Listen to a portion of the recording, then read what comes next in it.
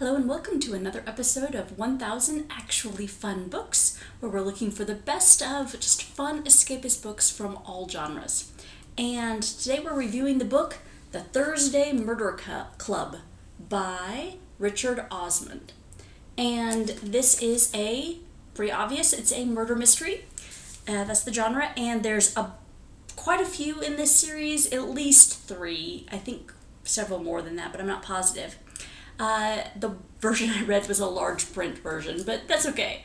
Probably made it easier to read. It's a fun book. So this is my first successful murder mystery, because I've tried murder mysteries several times before, and I haven't found one that I thought was genuinely good. So this one qualifies. But let me talk about it. Okay, the plot. This takes place somewhere in England, and it has the majority of the focus of the setting is on we'll call it an old folks home, a retirement community. This is the kind of retirement community, honestly, that you look at and go, I wish I could retire there. They have a pool and a sauna and a whole bunch of different clubs, from conversational French to crossword puzzles to all sorts of things, including a murder club where they talk about murders. They kind of get cold cases and try and solve it themselves.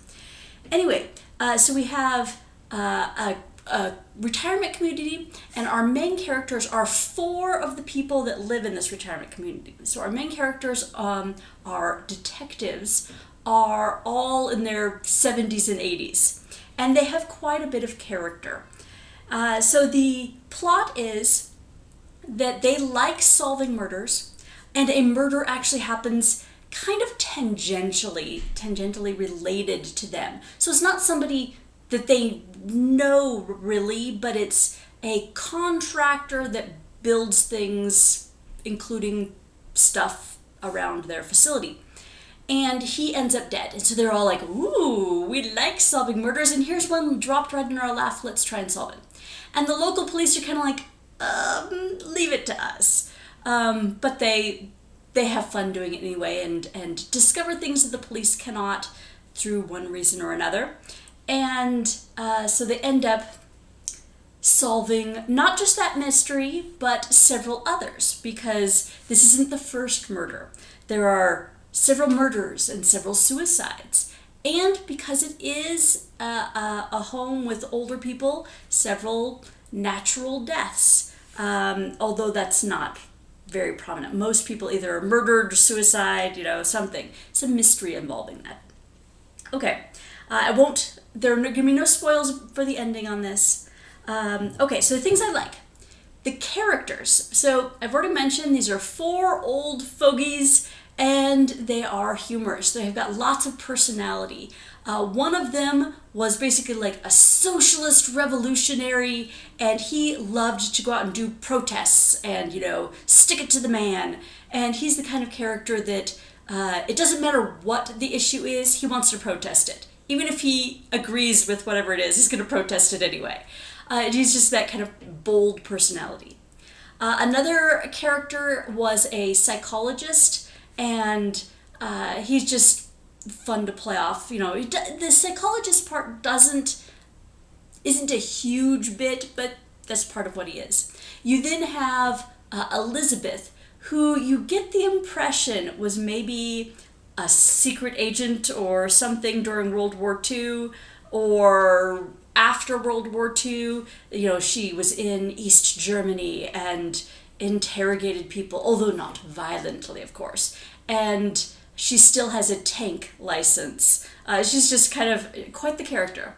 And then our final character is a nurse who really likes everyone to like her. So she's just kind of this sweet old lady who's always constantly baking and giving people treats, and likes to follow Elizabeth around because it's so exciting.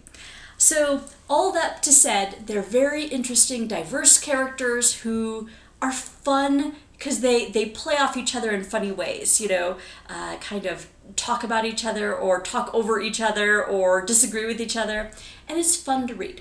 So the character development in this book is fantastic, probably even better than the mystery itself. because you just like these characters. Okay, the humor. So this is a funny book. And let's see if I can read to you one setting to give you some idea of the kind of humor. It's just kind of this dry, they're not cracking jokes, it's just fun. Okay, so this is on page 130 to 132, somewhere in that region in my large print edition. It's chapter 29. And I'm gonna talk about it. So since there's so many characters here, I'm not gonna try and delineate who exactly is who, but it's from the point of view of Chris, who is the detective, the actual police detective, and he's a little overweight but really likes his sweets. And he's a nice person, and so here he is, having been invited to the 4 old people's, one of their sitting rooms to chat. All right, let's see, where should I start? Chris, that is the detective, finds himself jammed uncomfortably on a sofa. Ibram, who he's met before, is on one side, and a tiny, chirpy, white-haired Joyce on the other. It is clearly a 2.5-seater sofa, and when Chris had been shown to it, his assumption was that he would be sharing it with only one other person. Then, with a grace and swiftness he hadn't expected from 2 people deep into their pensionable years, Ibram and Joyce had slid on either side of him, and so here he was. If he had known, he would have declined the invitation and taken one of the armchairs, now occupied by Ron Ritchie, looking sprightlier than when they had last met, and a terrifying Elizabeth, who really doesn't take no for an answer. More to the point, he would have taken that cozy-looking IKEA recliner that Donna is virtually curled up in, feet tucked underneath her, without a care in the world. Could he move? There was another seat, a hard-backed chair, but Joyce and Ibram would surely take offense. They seem oblivious to his discomfort, and the last thing he wants to do is seem churlish. He is sitting where he is sitting because of their kindness, and because he has to be the center of attention. He understands and appreciates that. There's a psychology to seating arrangements that any good police officer picks up over the years. He knows they've tried their best to make him feel important, and they would be horrified to know that the effect is actually the complete opposite. Chris had just been given a cup of tea on a saucer, yet he is so hemmed in that he fears that any attempt to drink it might be physically impossible. So here he is, stuck, but like a professional he will make the best of it. Look at Donna. She has even got a side table for her tea. Unbelievable. They couldn't have made this more awkward for him if they'd tried. Still, stay professional. Shall we begin? Says Chris. He attempts to shift his weight forward, but without realizing it, Ibram has his elbow nestled against Chris's hip, and he is forced to settle back again. His teacup is too full to safely hold in one hand, too hot to sip. He would feel annoyance, but the kindly attentive looks on their faces of the 4 residents make it impossible. As you know, myself and P.C. DeFrancis over there in the chair, making herself comfortable, are investigating the murder of Tony Curran. He's a man I believe you have local knowledge of, a local builder, a property developer. As you also know, Mr. Curran tragically passed away last week, and we have certain questions pertaining to this event. Chris looks at his audience. They're all nodding with such innocence, taking it all in. It makes him glad he's adopted a slightly more formal way of speaking, saying pertaining was a good call. He attempts to sip at his tea, but is still scalding hot, and any blowing would send a wave over the brim. Would also suggest to whoever made the tea that he would prefer it to be less scalding, which would look rude. Okay, I'll stop there. So it's not laugh out loud hilarious, but it's kind of just that awkward, humorous, amusing type of thing. They have another scene later in the book where they're attempting to go somewhere in one of the 4 of them's car. But it's like the owner of the car is a little shaky on right-hand turns, so he's not going to drive. And one of them hasn't had a driver's license in 30 years. And one of them still has a valid tank license, but they're not quite sure they want her to drive. And then the final person gets to be the driver, and he drives at a very precise 29.5 miles per hour the entire way. And everybody's kind of like, that's Anyway, it's funny because it's just kind of silly because of all the different relationships and quirks of the people. So anyway, the humor I liked. Again, it's not, in your face type of humor. It's subtle usually, but it's there. It's just enough to make it really quirkily fun. Okay, so another thing I like, the murder mystery itself. Okay, you have multiple murders, several different mysteries. You have lots of different suspects for different reasons, different motives, different opportunity. Why would that person try and kill that person while another person has a different motive? They try and subtly, get the person to confess, and sometimes they're successful and sometimes they aren't, and sometimes it's for something completely different, and so I like that, lots of different secrets to unravel. Some of them not pertaining to the mysteries that they're looking for at all, but a lot of the characters, side characters, the suspects, all have some sort of secret, and that makes for a really compelling mystery, because you're like, ooh, what are they going to uncover? Is it what you expect them to uncover, or is it something completely different? So that's fun. Okay, so I liked this murder mystery a lot. It was a lot of fun. I enjoyed it all the way to the end.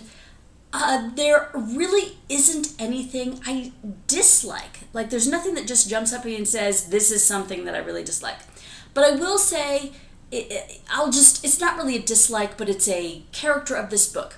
So you have really 3 different kinds of murder mysteries out there. There is the really super easy, obvious, that it's a mystery that really isn't even much of a mystery. Like the kind of book where you go, you got your main character, you got your love interest, you got the bad guy, and something bad happens. So which of these 3 characters did it? And your main character's like, I don't know, and you follow them along as they figure out the bad guy did it, right? That's one kind of mystery. That's not, I wouldn't even qualify that as a real mystery book, but a lot of romance mystery kind of does that. So it falls in that genre. So that's not what this book is.